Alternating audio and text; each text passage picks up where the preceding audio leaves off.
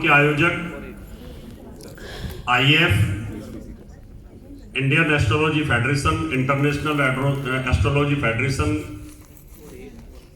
उसके अध्यक्ष चेयरमैन प्रदीप जी,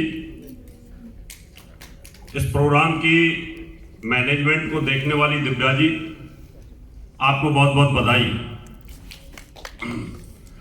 आपने ऐसा प्रोग्राम रखा है कि जो 2, 3, 4 संस्कृतियों को इकट्ठा करता है और साथ में फिर उसका निराकरण भी करता है। और मेरे सामने उपस्थित आचार्य अनिल भट्ट जी, जिनको आपने बहुत सालों से टीवी पे देखा होगा।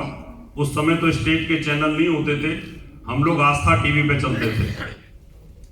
और मेरे सामने सभी बैठे हुए प्रबुद्ध, सभी साउथ इंडिया के और नॉर्थ इंडिया के वास्तुशास्त्रियों, सबने अपनी अपनी बातें रखी हैं, सबके अपने अपने एक्सपीरियंस होते हैं, सबने अपनी अपनी स्लाइडों के हिसाब से यहां पर बताया है। लेकिन मैं आज आपको ये बताऊंगा कि वास्तु है क्या।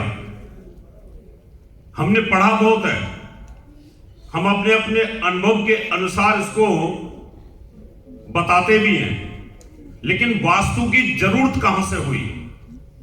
क्या वास्तु की खोज अभी अभी शुरू हुई है, या बहुत अनादिकाल से थी, या सृष्टि की जब उत्पत्ति हुई उस समय से थी? बहुत सारे लोग हमसे पूछते हैं, अरे अभी ये 10-20 साल से वास्तु आया है, इससे पहले कोई जानता भी नहीं था इसको। ये टीवी वालों के चोचले हैं। ज्योतिषी लोग वास्तु के नाम पर लोगों को ठगते हैं। कुछ नहीं है, नथिंग। लेकिन आपने कभी वास्तु शास्त्र को रिसर्च ही नहीं किया। अगर इन कुतर्की लोगों ने, जो नहीं मानते, वैदिक वास्तु को नहीं मानते, या ज्योतिष को नहीं मानते, या हिंदू धर्म को नहीं मानते, बहुत सारे लोग, उन्होंने कभी रिसर्च नहीं किया। अगर किया होता तो नारद पुराण को पढ़ा होता। नारद जी ने अपने पुराण के अंदर इसका जिक्र किया है। 5300 वर्ष पहले दिल्ली का नाम इंद्रप्रस्थ होता था। उसका वास्तु भी कृष्ण भगवान ने करवाया था, और फिर द्वारका बनी गुजरात के अंदर, उसका वास्तु भी बना। आखिर वास्तु की जरूरत इंसान को होती क्यों है? 84 लाख योनियां होती हैं। 84 लाख योनियों के पास वास्तु शास्त्र की नॉलेज है। 84 लाख योनियों के पास। लेकिन मनुष्य में कुछ ऐसे लोग हैं जिनको इसकी नॉलेज नहीं है। मधुमक्खी का छत्ता देखा होगा आपने, मधुमक्खी देखी होगी। मधुमक्खी कितना शानदार अपना घर बनाती है वास्तु के हिसाब से। मधुमक्खियों का अंडा रखने का उनका अलग से बेडरूम होता है। शहद को बना करके रखती है, वो अलग होता है। और आंधी से, तूफान से और बारिश से उनके शहद को कोई नुकसान नहीं होता, न गर्मी से न धूप से। कितना शानदार मटेरियल यूज करती है वो। कभी वैज्ञानिकों ने सोचा है, क्या कोई वैज्ञानिक मधुमक्खी का छत्ता आज बना सकता है? बना तो सकता है, लेकिन वो कला नहीं ला सकता। चूहों का बिल, भगवान ने चूहों को वास्तु शास्त्र दिया। उनके दिमाग में एक चिप डाल दी वास्तु शास्त्र की। जितने भी चूहे होते हैं उनका बिल अंदर होता है। हम तो सोचते हैं कि चूहे का बिल का गेट एक ही होता है, लेकिन नहीं, उसके 2 गेट होते हैं। हम सोचते हैं कि चूहा ऐसे घुसेगा, ऐसे अंदर गहरा होगा और यहां बैठा होगा नीचे। चूहे का बिल ऐसे नहीं होता। चूहा ऐसे खोदता है, ऐसे खोदता है, और कहीं उसका एग्जिस्ट गेट बाहर होता है और वो बीच में नहीं बैठता, फिर एक ऐसे खोदता है वो इस तरीके से और यहां बैठता है ऊपर। अगर बिल में आप पानी डाल दो तो नीचे बिल में पानी भर जाएगा, लेकिन चूहा कभी नहीं मरता। और जब उसको पता चलता है इसमें पानी आना शुरू हो जाता है, वो इस गेट से निकल जाता है और आप देखते रह जाते। चूहे के बिल में चूहे को पकड़ने के लिए जब सांप घुसता है तो उसको पकड़ नहीं पाता, क्योंकि सांप सीधा सीधा जाता है, वो पीछे की तरफ से भाग जाता है। इसका मतलब पूरे हिंदुस्तान के अंदर पशु पक्षी कीट पतंगे सब अपने अपने हिसाब से वास्तु बनाते हैं। मगरमच्छ पानी में रहता है लेकिन अंडा देने के लिए पानी के बाहर आता है और ऐसी जगह को सेलेक्ट करता है कि जहां पर उसके अंडे सुरक्षित हों और बच्चे उसके सेफ हो जाए। उसके अंदर एक चिप डाली हुई है, जैसे मोबाइल सेट में चिप है ना, इसमें कार्ड डला हुआ है। ऐसे ही सभी 84 लाख योनियों के अंदर एक जैसा वास्तु है। ऐसा नहीं है कि हिंदुस्तान का चूहा और अमेरिका के चूहे में कोई फर्क होगा, कि भाई अमेरिका का चूहा बड़ा डेवलप होगा। ऐसा तो है नहीं, उसका भी बिल नीचे ही बनता है। और ऐसा भी नहीं है कि वहां का जो कौवा होता है उसका कोई बेडरूम अलग होगा और हिंदुस्तान का ऐसा बिल्कुल नहीं। कबूतर यहां का भी उन्हीं खंडरों पर बैठता है और कबूतर उनका भी खंडरों पर ही बैठता है। वो भी पुराने महलों में बैठता है और वहीं पे जाकर के घोंसला रखता है। वहां भी एसी के ऊपर वो जगह घोंसला बनाता है, यहां भी बनाता है। इसका मतलब इन 84 लाख योनियों को कोई फर्क नहीं पड़ता। लेकिन इंसान है, तेरा मुंह इधर है तो मेरा इधर बनेगा, तेरा घर इधर है तो मैं इधर बनाऊंगा, और वो दुखी रहता है। इसलिए हम अगर हमारे अंदर भी वास्तु की चिप डाल दी होती भगवान ने सभी इंसानों के, तो एक जैसा ही घर बनाते हम भी, सभी ईस्ट फेस ही बना लेते, फिर तो सुखी रहते। भगवान ने कहा तुम्हें सुखी नहीं रहने दूंगा, कि तुम कर्मों का फल भोगोगे। Thank you. क्यों? कि हम अपना कर्म योनि भोगने के लिए आते हैं। वास्तु जो शास्त्र है, ब्रह्मा जी ने जब इस सृष्टि की उत्पत्ति की तो मनुष्य को भी रहने के साधन दिए। पहले जब पक्के घर नहीं थे, झोंपड़ियां होती थी, और आज भी आदिवासी क्षेत्र में झोंपड़ियां अगर हो और आपने जाकर के उनको देखा हो, किसी भी झोंपड़ी का मुझे पश्चिम में मुंह दिखा देना आप, आदिवासियों की, वो नहीं जानते वास्तु को। उनकी सबकी झोंपड़ियों का मुंह किधर होगा? सूर्योदय की तरफ होता है, क्योंकि वो सूरज की तरफ मुंह करके, किसान में खेत की झोंपड़ियों का भी इधर ही मिलेगा। कोई एक आध ऐसा हो कि पश्चिम की तरफ कल्ले बात लगे। वास्तु शास्त्र हमारे शरीर की सुरक्षा करता है। 5 तत्व अंतरिक्ष में है, 5 हमारे शरीर में है। 4 तत्वों से शरीर अंदर बना हुआ है, 5वें के अंदर हम रहते हैं। हमारा शरीर स्वस्थ रहे, शरीर में बीमारी ना हो, धन धान की कमी ना रहे, उसके लिए हम वास्तु का निर्माण करते हैं। यहां बहुत सारी स्लाइडें मैंने देखी अभी।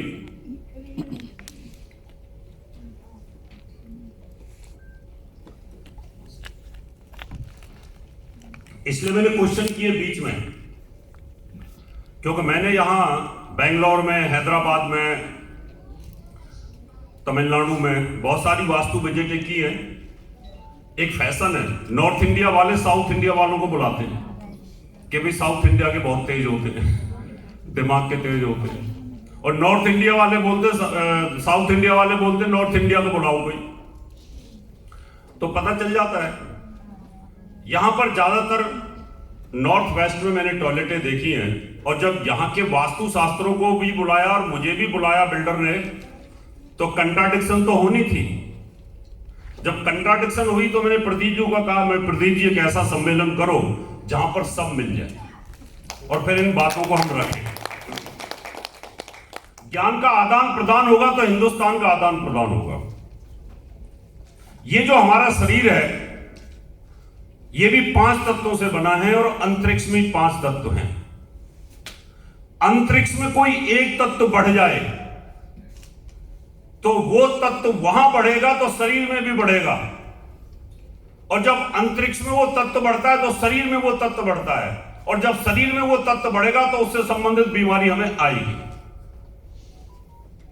अभी मैं आचार्य जी से बात कर रहा था क्योंकि हम दोनों डिस्कस करते, हमने कहा मैं कोचीन में आ गया, आप भी आ गए, बोले हाँ यहां तो मैं क्या बारिश हो रही है। मैं कहा हम तो सूखे से आए दिल्ली से, और मैं कहा इस एनवायरमेंट में इस समय मॉइस्चर और पानी ज्यादा है यहाँ की हवा में, और मैं क्या सूखे से आए गीले में घुसेंगे, सांस जो है हमारी लंग्स यहां मॉइस्चर को खींचेगी और शाम को बीमार पड़ेंगे, कोल्ड कफ होगा। मैं क्या पहले टैबलेट ले लेते हैं ये होना ही है। बंबई के किनारे जाइए, समुद्र के किनारे जाइए, आप डिजर्ट का कोई आदमी बुला लो, राजस्थान का आदमी बुला लो, 2 दिन में बीमार हो जाता है। इसका मतलब यह रहा कि वास्तु शास्त्र देश काल पात्र, अगर आपने राजस्थान का कोई वास्तु शास्त्री बुला लिया और उसके नियम लगवा दिए कनाडा के अंदर, तो वो व्यक्ति मरेंगे, कुछ नहीं बचेगा उनके पास। अगर राजस्थान का कोई आदमी लंदन में चला गया वास्तु शास्त्र करने के लिए, तो वहां पर उसका काम नहीं चलेगा। इसलिए साउथ इंडिया का टेम्परेचर नॉर्थ इंडिया के टेम्परेचर में वेरिएशन रहता है, और टेम्परेचर के हिसाब से बॉडी चलती है। तो हमें यह देखना पड़ता है कि पहाड़ के ऊपर बर्फ है, सियाचिन है, डलहौजी है, शिमला है, नैनीताल से ऊपर का हिस्सा है, मंसूरी है। अब जहां पर टेम्परेचर अगर माइनस में चलेगा, और वहां पर अगर नियम आपने राजस्थान के लगा दिए, अगर आपने वहां पर ईस्ट खोल दिया, नॉर्थ खोल दिया और साउथ को बंद कर दिया, तो क्या वो नियम लग जाएंगे वहां पर? बताइए, क्या वो नियम वास्तु के इंप्लीमेंट होंगे वहां पर? नहीं होंगे। इसलिए वहां साउथ खोलना पड़ता है। क्या खोलना पड़ता है? ज्यादा धूप आए, और धूप से वो घर उतनी एनर्जी ले ले कि उसमें रहने वाला जो इंसान है वो कम से कम अपने जीवन को सरवाइव कर ले।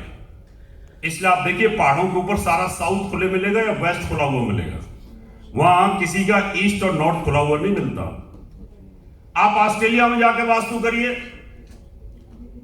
और आप कनाडा में वास्तु करिए, दोनों पर अलग अलग नियम लगेंगे, क्योंकि उनका लैंगिट्यूड अलग है और उधर का लॉन्गिट्यूड और लैटिट्यूड अलग है। इसलिए वास्तु का मतलब यह है कि आपके शरीर को कितना टेम्परेचर चाहिए और कितना यह बर्दाश्त कर सकता है, उतना टेम्परेचर उस घर के अंदर मेंटेन रहे तो यह स्वस्थ हो सकता है।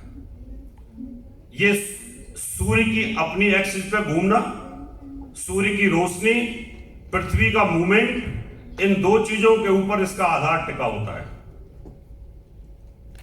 धर्म से तो इसलिए जोड़ा गया इसको हमारे ऋषियों ने कि ये इंद्र देवता की दिशा है। इंद्र देवता तो देखा नहीं किसी ने।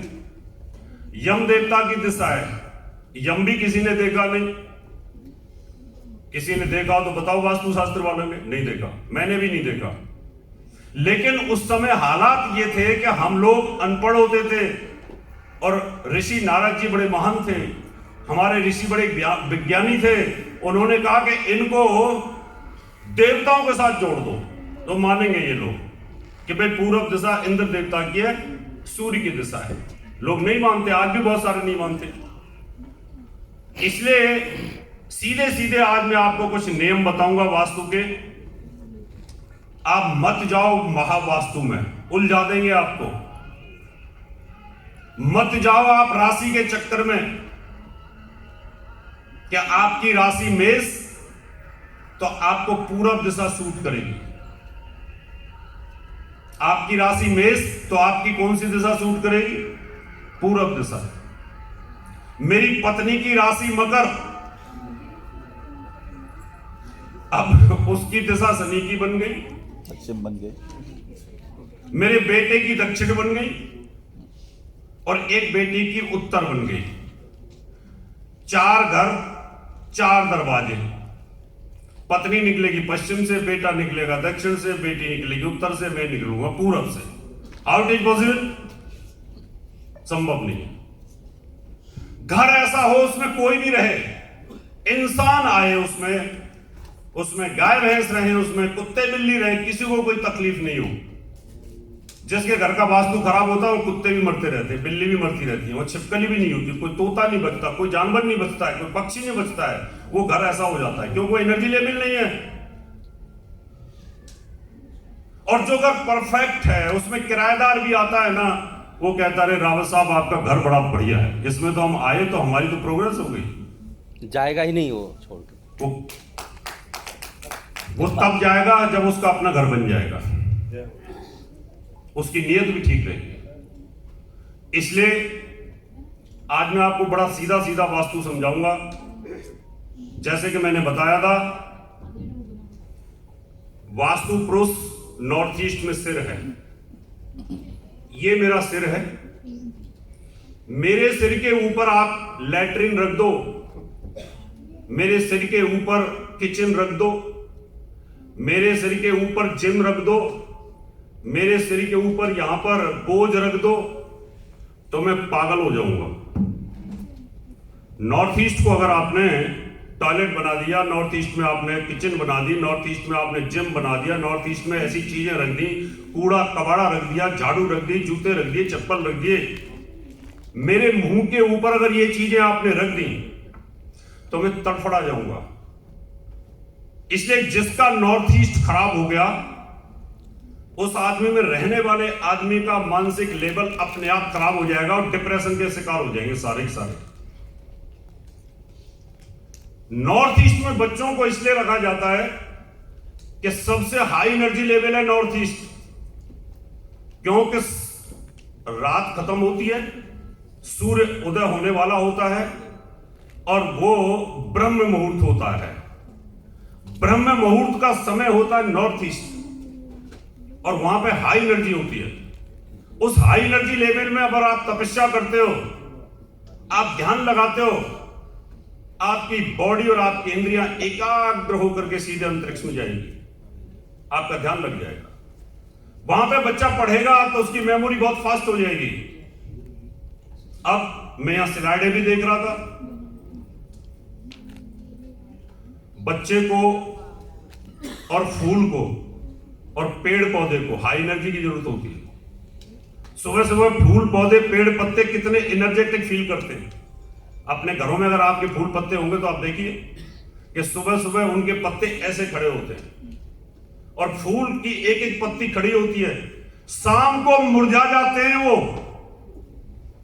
आप नोट कर लीजिएगा इसको, शाम को मुरझा जाते हैं। शाम को क्यों मुरझा जाते हैं वो? जब दिन में अगर वो बहुत प्रसन्न रहते हैं सुबह सुबह, शाम को मुरझा जाते हैं, क्योंकि शाम को सूर्य ढलता है। सूर्य जब ढलता है मॉर्निंग में, उसकी जो किरण होती है वो अल्ट्रावायलेट होती है। क्यों? कि पृथ्वी ठंडी होती है, ओस होती है, उस पर जब वो किरण डालते हैं तो वो परावर्तित होकर के आपके घर में जाती है, आपकी आंखों पे जाती है, तो आपको विटामिन डी बढ़ती है। वही किरण सूर्य की शाम को इंफ्रारेड हो जाती है। ऊपर से अल्ट्रावायलेट आ रही है, लेकिन शाम को वो इंफ्रारेड होती है। सुबह सुबह हर अस्पताल में जाकर के देखिए आप, हर मरीज स्वस्थ मिल जाएगा। डॉक्टर पूछेगा कैसे हो? साहब ठीक हूं, अब तो फील अच्छा कर रहा हूं। और शाम को 3 बजे के बाद मरा, डॉक्टर साहब बचाओ। शाम को क्यों? इसका मतलब शाम को एनर्जी लेवल डाउन होता है और आपकी बॉडी का एनर्जी लेवल सूर्य से संचालित है, क्योंकि आपके पांचों प्राण जो हैं वो सूर्य की किरण से संचालित होते हैं। आपकी प्राण शक्ति जो होती है वो कम होनी शुरू हो जाती है। इसलिए शाम को 4 बजे के आसपास जितने भी लोग होते हैं लेबर के, उनको चाय दी जाती है, साथ में 2 बिस्किट दिए जाते हैं कि खाओ, थोड़ी एनर्जी को बढ़ाओ। और शाम के 6-7 बजे तक घर जाते जाते तो ना हालत खराब हो जाती है, थक गया, बस कॉफी दे दो एक, हालत खराब होती है। शाम को लो एनर्जी लेवल हो गया सूर्य का, और वो पोर्शन होता है साउथ वेस्ट, क्योंकि नॉर्थ ईस्ट में हाई एनर्जी लेवल था, उसके जस्ट अपोजिट वही सूर्य की विपरीत स्थिति हुई south west. How it is possible कि साउथ वेस्ट में मैं अगर वहां डायरेक्टर को बैठाऊं, या मैं खुद बैठूं, या मैं बेडरूम बना लूं, तो कैसे पॉसिबल है? वहां तो जाते ही नींद आएगी। इसलिए जितने भी लोगों के साउथ वेस्ट में, इंडिया के अंदर, बाहर की बात नहीं कर रहा मैं, इंडिया के अंदर, और पहाड़ की बात नहीं कर रहा, सिर्फ प्लेन की बात कर रहा हूं, जितने भी साउथ वेस्ट में ऑफिसेज होंगे जिन लोगों के, वो खाना खाते हैं, टेबल पे पैर रखते हैं और सो जाते हैं। कितनी शिकायतें उनकी मिली हैं कि नींद आती है, हमने कहा यहां से हटा दो। साउथ वेस्ट में मास्टर बेडरूम को रखने के पीछे साइंटिफिक रहस्य क्या था? नारद मुनि ने क्यों कहा कि साउथ वेस्ट में मास्टर बेडरूम बनाओ? मास्टर बेडरूम का मतलब होता है घर का मुखिया, और घर का मुखिया का मतलब होता है कि कम से कम माँ बाप, दादा दादी, वो घर के मुखिया होते हैं, हम घर के मुखिया नहीं होते। अगर साउथ वेस्ट में यंग बच्चा जो कमा रहा है 25-30 साल का, 45 साल तक भी अगर साउथ वेस्ट में उसको सुनाओगे तो उसका चेहरा ऐसे लगेगा जैसे बूढ़ा हो गया है। आजकल कॉर्पोरेट में काम करते हैं, जैसे दिव्या जी है, इनको साउथ वेस्ट में सुला दो 1-2 साल तक, आंटी लगने लगेंगी। नहीं बनना आंटी। इसका मतलब ये था, ध्यान से सुनिए, क्योंकि जो आप सुनोगे मैं उसका जवाब भी दूंगा, मैं जवाब देने के लिए भी तैयार हूं, मैं किसी बात को और साइंटिफिक आपको दूंगा। नॉर्थ ईस्ट में हाई एनर्जी लेवल है, साउथ वेस्ट में डाउन एनर्जी लेवल है। वहां पर घर के जो बुजुर्ग हैं 60 साल के ऊपर के, वो सो जाएं, क्यों? उनको ज्यादा एनर्जी की जरूरत नहीं होती।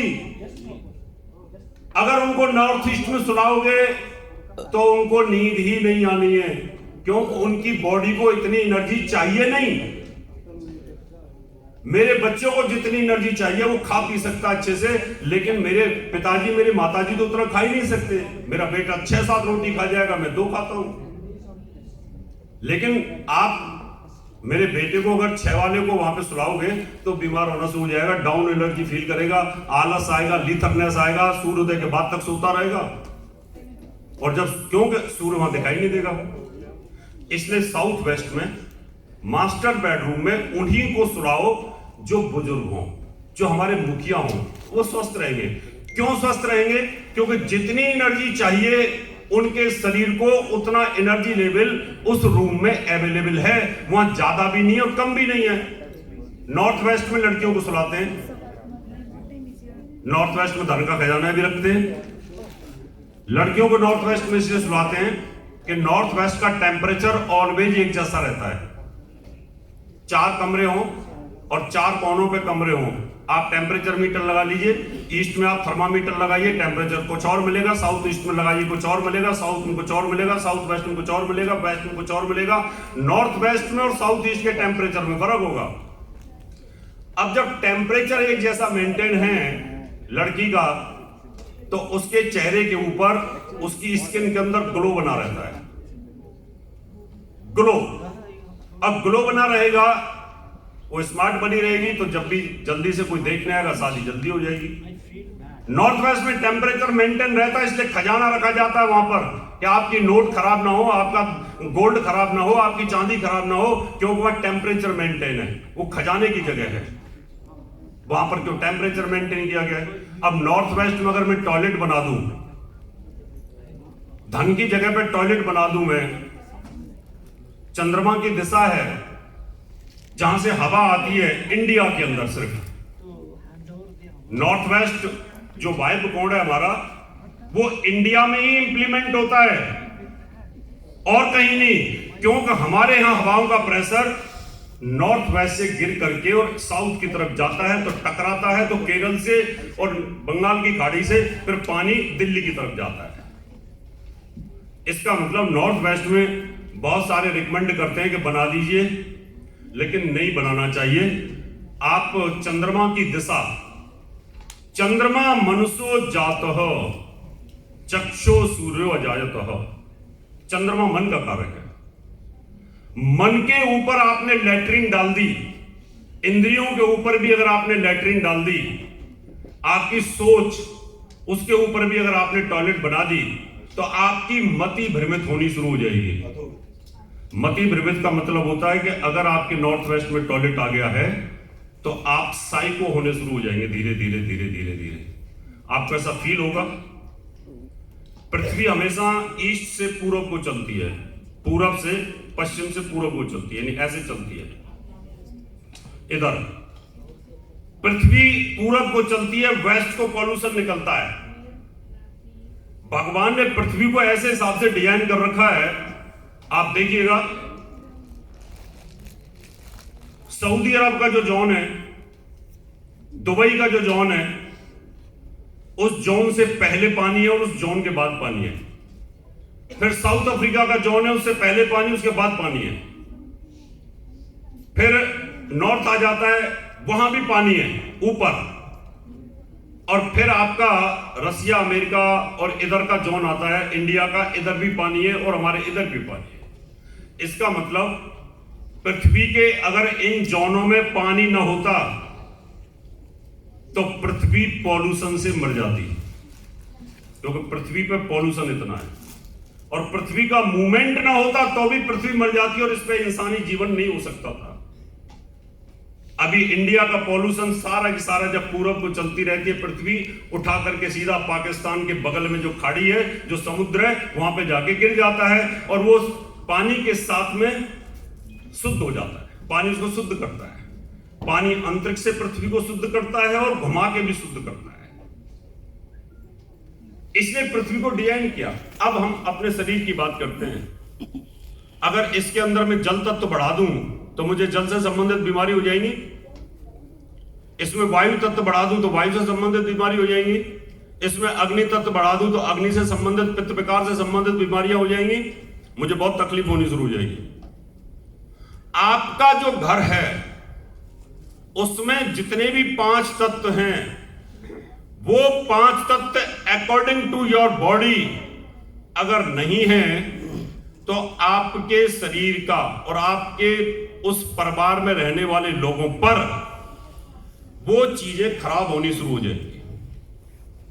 अगर आपने साउथ ईस्ट में या साउथ में पानी लगा दिया, वहां पे टंकी रख दी, वहां पे बोरिंग है, वहां पे स्विमिंग पूल है, तो उस घर में रहने वाले व्यक्ति की प्रोग्रेस रुक जाएगी। क्यों? साइंटिफिक कारण क्या है?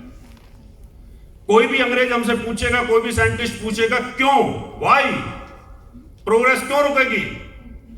प्रोग्रेस इसलिए रुक जाती है, सन रेज ऐसे आई, सन रेज सीधी तालाब पे पड़ी, सन रेज पूरा तालाब खा गया। पानी से सूर्य की किरण रिफ्लेक्ट होकर मकान में नहीं जा पा रही है और मकान को जितनी एनर्जी चाहिए उतनी पानी देने नहीं दे रहा। इसलिए साउथ के अंदर ज्यादा वाटर हो जाता है तो उनको तकलीफ होती है, उनको प्रॉब्लम आनी शुरू हो जाती है, बीमार रहने शुरू हो जाते हैं, तकलीफ रहेगी, हार्ट की प्रॉब्लम आएगी, ब्लड प्रेशर आएगा, पसीने की बीमारी आनी शुरू हो जाती है, बीपी से रिलेटेड बीमारी आनी शुरू हो जाती है। अगर मान लो आपने नॉर्थ ईस्ट के अंदर बंद कर दिया, डेढ़ दीवार कर दी ईस्ट में और नॉर्थ ईस्ट में, पूरा बंद कर दिया उसको, सूर्य की किरण उसमें आ ही नहीं रही, उसमें सूर्य की किरण जिस मकान में आएगी नहीं तो उस मकान में विटामिन डी आएगी नहीं। विटामिन डी नहीं आएगी तो धीरे धीरे वहां पर बैक्टीरिया का प्रकोप बढ़ेगा, और उस मकान में रहने वाला व्यक्ति तीसरी पीढ़ी के ऊपर पुरुष संतान पैदा करने की क्षमता समाप्त हो जाएगी और वो मकान बिक जाएगा, खत्म हो जाएगा। अब पश्चिम फेस का मकान आपने ले लिया, पश्चिम फेस से डूबता हुआ सूर्य, उसकी नेगेटिव ऊर्जा मकान में सीधी घुसेगी, अंदर सीधी घुसेगी, वो सफोकेशन पैदा करेगा, शाम को मच्छर पैदा करेगा, उनका हमला जाएगा, उनका हमला होगा, और जैसे ही हमला होगा उस मकान के अंदर रहने वाले व्यक्ति बीमार होने शुरू हो जाएंगे, क्योंकि ईस्ट से जो हवा घुसनी चाहिए, क्योंकि हवा का प्रेशर ईस्ट से वेस्ट को चल रहा है पृथ्वी का।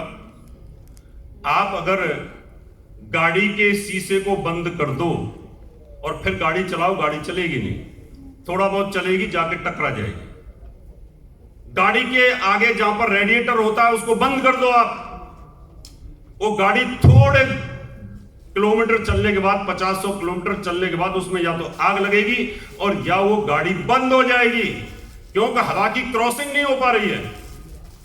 ऐसे मकान के अंदर अगर आपकी ईस्ट से वेस्ट की क्रॉसिंग अगर जिस मकान में नहीं होगी, जिस बिल्डिंग में नहीं होगी, धीरे धीरे धीरे करके वो मकान कहीं ना कहीं कलेप्स होना शुरू हो जाएगा और उसमें रहने वाले व्यक्ति कलेप्स होने शुरू हो जाएंगे। मैं अभी उन स्लाइडों पे तो जा ही नहीं रहा जिन पे मुझे जाना चाहिए। अभी तो मैं आपको बेसिक कंसेप्ट बता रहा हूं वास्तु के, कि वास्तु कैसे काम करता है। हम बहुत सारे लोग हमें ये कहते हैं, फिल्म स्टार भी बोलते हैं, बड़े बड़े इंडस्ट्रियलिस्ट भी बोलते हैं, अरे रावत साहब इसी मकान में मैं करोड़पति बना, स्टार बना, चमकता हुआ, अब क्या आग लग गई कि मैं यहां कंगाल हो गया। इसके लिए ग्रह और घर, यहां से शुरू होती है आपका भाग्य। अगर आपका भाग्य जब अच्छा होगा, आपकी कुंडली में ग्रहों की गति अच्छी होगी, तो आप बुरे मकान को छोड़ करके अच्छी जगह पे चले जाओगे। क्योंकि जब आपके ऊपर नेगेटिव प्लैनेटों की दशा शुरू हो जाएगी, आपको अंधकार प्रिय जगह पसंद आएगी, आपको नेगेटिव एनर्जी वाला घर पसंद आएगा, छोटा घर पसंद आएगा, और आप ऐसे घर में रहेंगे कि अंधकार हो और धीरे धीरे डूबते चले जाओगे। ग्रह और घर ये दोनों एक कार की तरह होते हैं। एक उदाहरण देकर के अपनी बात समाप्त करूंगा, और जिसको कुछ पूछना होगा तो पूछ लीजिएगा, टाइम मुझे बता देना एक बार, क्योंकि आचार्य जी को भी बोलना है। ये एक घर है, ये घर है, परफेक्ट वास्तु वाला है, ये परफेक्ट घर का वास्तु है। इसमें 4 आदमी रह रहे हैं और चारों आदमियों के ग्रह बहुत खराब चल रहे हैं, अनाड़ी हैं। क्या होगा वो मैं आपको एक कार के माध्यम से समझाऊंगा। ये एक कार है, किसी भी कंपनी की कार है, प्लीज बातें नहीं पीछे। ये कार है, ब्रांड न्यू कार है, समझ लीजिए परफेक्ट वास्तु वाला घर है। इसमें 4 आदमी बैठे और ड्राइवर अनाड़ी है, और जो 4 आदमी बैठे वो भी अनाड़ी है। गाड़ी चलेगी कि नहीं चलेगी? नहीं चलेगी। इसके अंदर ड्राइवर सीट पे एक आदमी बैठा है, उसको ड्राइविंग नहीं आती है बहुत ज्यादा, इसको चाबी मारता है, उसको स्टार्ट करने की कोशिश करता है, स्टार्ट हो जाती है गाड़ी, नहीं है, फिर वो गियर डालता है, थोड़ी सी गियर लगा के फिर वो एक्सीलेटर छोड़ देता, बंद हो जाती है। ऐसे उसने 40 से 50 बार गाड़ी को बंद किया, चलाया, बंद किया, चलाया, उसके पैरों को, उसके अनुभव आ गया कि ये गाड़ी कैसे चलती है। इसका मतलब अनाड़ी ड्राइवर नई गाड़ी को अपने गंतव्य स्थान पर ले जाएगा, लेकिन समय लगेगा, वो इतनी गति से नहीं लेके जा सकता। इसी प्रकार अगर मान लो गाड़ी पुरानी है बहुत और उसके अंदर ड्राइवर भी अनाड़ी बैठा है, उसने कहा भैया धक्का लगवा दो, हम सब ने मिलकर धक्का लगवा दिया, गाड़ी में धक्का लगा दिया, स्टार्ट हो गई, थोड़ी अगली बत्ती पे जाके फिर खड़ी हो गई, फिर बत्ती पे खड़ी हो गई, फिर बत्ती पे खड़ी हो गई। उसने 5-7 बार लोगों को इकट्ठा करके धक्का लगवाया और गाड़ी चली नहीं। उसने गाड़ी को फेंका, टैक्सी की, चला गया, गाड़ी छोड़ दी बीच में। इसी प्रकार से अगर ये पुरानी गाड़ी धक्का स्टार्ट थी और इसमें ड्राइवर टॉप का बैठा होता, दिवाकर जी बातें नहीं, प्लीज बातें मत करिए, प्रोग्राम आपका ये। अब इसके अंदर ड्राइवर टॉप का बैठ गया, उसको नॉलेज है गाड़ी कैसे चलानी है। यहां से धक्का स्टार्ट किया और वो गाड़ी को दिल्ली तक उसने बंद ही नहीं होने दिया, क्योंकि वो जानता था कि मैं गाड़ी बंद करूंगा तो ये गाड़ी खड़ी हो जाएगी। इसका मतलब कि अगर इसके अंदर अच्छा ड्राइवर बैठा और गाड़ी खराब भी है तो ड्राइवर गाड़ी को खींच ले जाएगा, और अगर गाड़ी भी नहीं हो, ड्राइवर भी टॉप का हो, तो वो गाड़ी यहां से दिल्ली तक की दूरी ऐसे जाएगी जेट की तरह। गाड़ी खराब हो और उसमें ड्राइवर भी खराब हो तो गाड़ी यहीं खड़ी हो जाएगी, किसी लाल बत्ती पे आगे नहीं जाएगी। This is the same concept with the your house. अब आपका घर परफेक्ट वास्तु में है, इसमें दशाएं गुरु की चल रही हैं, शुक्र की चल रही हैं और अच्छे ग्रह बैठे हैं। आप मुकेश अंबानी की तरह, अडानी की तरह, बिल गेट्स की तरह, सैफ जॉब्स की तरह ऊपर चढ़ते चले जाओगे। 15 से 20 साल में कहां से कहां पहुंच गए। और अगर ये गाड़ी यानी आपके घर का वास्तु खराब है, इसमें विजय माल्या बैठा हुआ है, तो फिर आप नीचे डूब जाओगे। अगर ये गाड़ी आपकी यानी आपका घर परफेक्ट है और इसमें ग्रह अनिल अंबानी के आ गए, तो अभी आपकी हालत खराब होगी, डूबोगे। मतलब पूरे नहीं डूबोगे लेकिन आधे डूबोगे। ऐसे ही अगर गाड़ी आपकी टोटल खराब है और ड्राइवर भी टोटल खराब है तो आपकी प्रॉपर्टी सारी बिक जाएगी, जैसे कि एयर इंडिया सरकार की बिक गई। पायलट भी खराब, जहाज भी खराब, सरकार भी खराब, चलाने वाले खराब, सब खराब। इसका मतलब घर और ग्रह, अकेला वास्तु आपको ऊपर नहीं उठा सकता और अकेले ग्रह भी आपको ऊपर नहीं उठा सकते, ये जानते हैं। इसलिए वास्तुकार को ज्योतिष की नॉलेज भी आवश्यक है और ज्योतिषी को वास्तु की नॉलेज भी आवश्यक है। इन दोनों का कोऑर्डिनेशन होता है। हमने ऐसे ऐसे मकान बनवा दिए, वास्तु परफेक्ट, लेकिन फिर भी काम नहीं उठ पा रहा, लेकिन जिंदा है वो लोग। कितने लोग ऐसे कुछ भी काम नहीं करते, प्रॉपर्टी बनाते, वास्तु के हिसाब से बनाते, किराए पर उठा देते, लाखों करोड़ों रुपए उनके पास आता है। मल्टीनेशनल कंपनियों को उठा रखा है उन लोगों ने। बहुत सारे लोग ऐसे, बहुत सारे लोगों की प्रॉपर्टी बिकती जा रही है, बिकती जा रही है, बिकती जा रही है। इसलिए जब आप वास्तु परफेक्ट कर दो तो एक बार उसकी कुंडली जरूर चेक कर लो, क्या आगे इसका क्या होगा। और जब आपने अगर उसकी कुंडली देख ली तो आप कह सकते हो कॉन्फिडेंस के साथ कि भाई आप अब प्रोग्रेस करोगे। ऐसे मैंने हजारों वास्तु किए, हजारों लोगों की लाइफ बचाई और हजारों करोड़पति अरबपति भी बने। इतना एक्सपीरियंस है मेरे पास में। जो बोल दिया वो होता चला गया, और जिसको बोला कि तुम डूबोगे वो डूबता चला गया, क्योंकि वो ठीक नहीं करते। और सबसे बड़ी बात है कर्म प्रधानता। क्या है आपके भाग्य में, क्या लिखा है आपके भाग्य में। अगर अच्छा लिखा है तो आपको डॉक्टर मधु जैसे वास्तुकार मिल जाएंगे। मधु ही नाम है ना आपका? हाँ, और आपके बगल में हाँ उनका भी। और अगर आपके बुरे ग्रह चल रहे होंगे तो फिर आपको राशि के हिसाब से आपका मकान बनवा देंगे कि तुम्हें तो साउथ सूट करता है, उसमें घुसते ही हार्ट अटैक होगा उसको बेचारे को।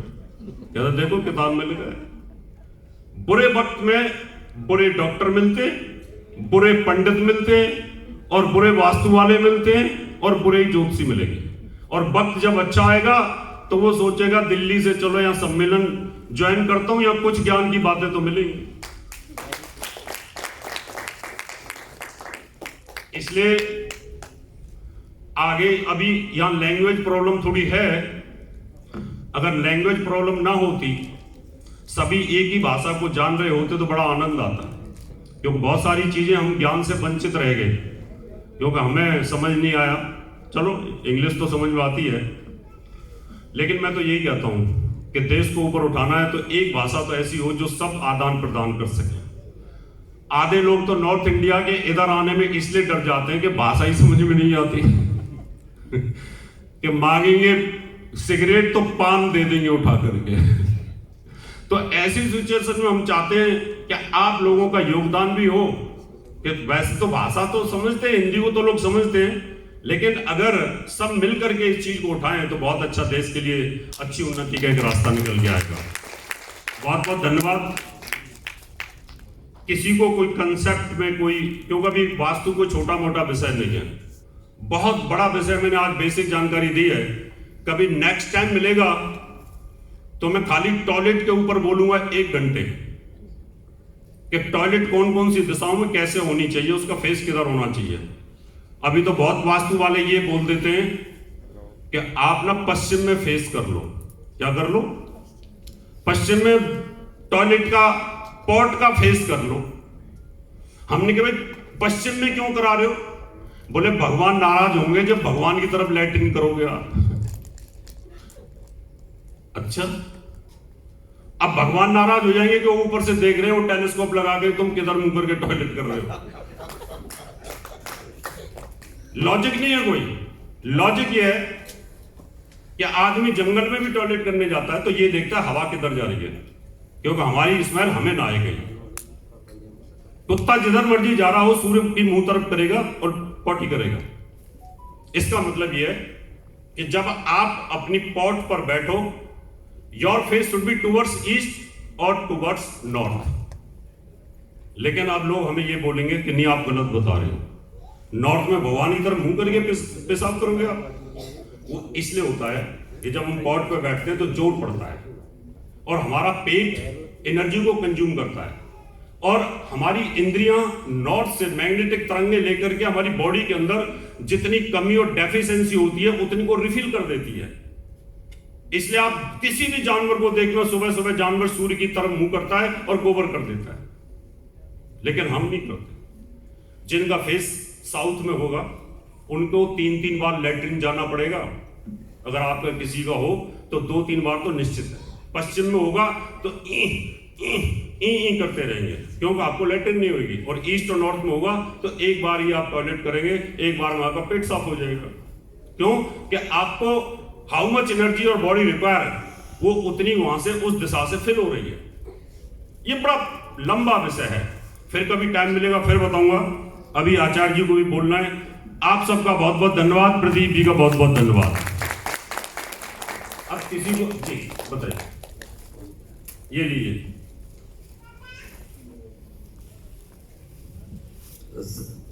Sir, you told that the northeast corner, the kitchen is not suitable. But in Kerala, almost 90% house with the northeast corner kitchen. The vegetarian kitchen is in Parjanyapara. That means the third position from the northeast. Why we select the northeast or east kitchen? Because of the sunrise, sunlight, it is first coming to the kitchen, and kitchen will be protected with germs free. ठीक है, मैं But in Kerala, if the kitchen we are using the non-vegetarian kitchen, we will provide it with this northeast area one sink we will provide, and that will be a remedial measure for the northeast kitchen. in Hindu area or kitchen, this Kerala concept, 90% kitchen in the northeast. Preferably, east side is the best one, and southeast we are kitchen. If we are providing the kitchen, the taste of the food will be very good. And if we are checking the all the hotels in Kerala, the kitchen will be in the northwest because food will flow. The flow of the food will be more. चलो मैं बता देता हूँ आपको, मैं बता देता हूँ, सुनिए। Okay. मैंने आपका प्रश्न समझ लिया कि आपने कहा कि नॉर्थ ईस्ट में अगर किचन है तो केरला में ज्यादातर नॉर्थ ईस्ट में किचन है। एंशिएंट विज्ञान के अनुसार, नारद पुराण के अनुसार और हमारे पुराणों के अनुसार, जैसे नॉर्थ ईस्ट में वहां पर वास्तु पुरुष का सिर होता है और सिर के ऊपर कभी चूल्हा नहीं होता, बना नहीं सकते। चूल्हा बनाओगे तो वहां तकलीफ होगी, लेकिन जब ये चूल्हे नहीं थे, गैस नहीं थी, उस समय पुराने जमाने में जब लकड़ियों से खाना बनता था, उस समय कोई भी व्यक्ति नॉर्थ ईस्ट में, नॉर्थ में लकड़ियां नहीं रखते थे। लकड़ियां साउथ ईस्ट में रखी जाती थी और साउथ ईस्ट में चूल्हा होता था, क्योंकि सूर्योदय होगा, वो उसको खत्म करेगा और लकड़ियों को गर्म कर देगा, और जैसे ही आप आग लगाओगे वैसे ही वहां पर वो जल्दी से अग्नि प्रज्वलित हो जाएगी। एक कारण। दूसरा कारण, किचन के अंदर रात में बैक्टीरिया आ जाते हैं, बैक्टीरिया रात में, और जैसे ही सूर्य की किरण आती है वैसे ही बैक्टीरिया किचन से भाग जाते हैं। और साउथ ईस्ट में जैसे सूर्य की ज्यादा हीट आती है तो आपके बिस्किट के ऊपर, नमकीन के ऊपर, आटे के ऊपर, ड्रम के ऊपर, खुली चीजों के ऊपर कोई भी बैक्टीरिया होता है वो सूर्य की किरण से भाग जाता है। इसलिए नेचुरल सूर्य साउथ ईस्ट के किचन को साफ रखता है। दूसरी चीज, टेम्परेचर। मैं अभी आपके घर में आया, नॉर्थ ईस्ट में किचन है, आपकी पत्नी ने चाय बना दी मेरे लिए और मैं थोड़ा बाथरूम चला गया और उन्होंने चाय रख दी। विद इन 5 मिनट वो ठंडी हो जाएगी, और जब मैं बोलूंगा ये तो चाय ठंडी हो गई। अगर वही साउथ ईस्ट में कॉफी रखी रहती तो वो ठंडी नहीं होती, क्योंकि साउथ ईस्ट और नॉर्थ ईस्ट के टेम्परेचर में फर्क होता है। इसीलिए वहां पर कोई चीज आप बना के रख देते हैं कुकर के अंदर, किसी भी चीज में, तो उस एरिया के अंदर रेगुलरिटी आपको अच्छा फील होता रहेगा। ये इसका मेन कारण होता है एंशिएंट विज्ञान से। अब वो चीजें आज भी चल रही हैं। अब नॉर्थ वेस्ट में आग अगर रखोगे आप, एयर एलिमेंट पे आग रखोगे, एयर एलिमेंट पे आग रखोगे तो आप सोच सकते हैं क्या होगा वहां पर, वहां तकलीफ आएगी। वहां क्या होगा, आपका जो एयर एलिमेंट है आपके ब्लड के अंदर है, जिनकी नॉर्थ वेस्ट में किचन आएगी, वेरिकोस वेन्स की प्रॉब्लम आनी शुरू हो जाएगी, उनको तकलीफ आनी शुरू हो जाएगी, उनको प्रॉब्लम आनी शुरू हो जाएगी। इसलिए हमें चलना है सूर्य के मूवमेंट से।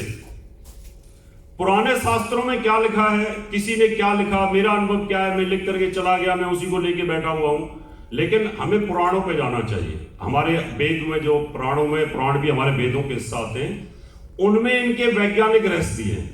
That is why north east में किचन पूरे वर्ल्ड में कहीं पे भी नहीं रख सकते।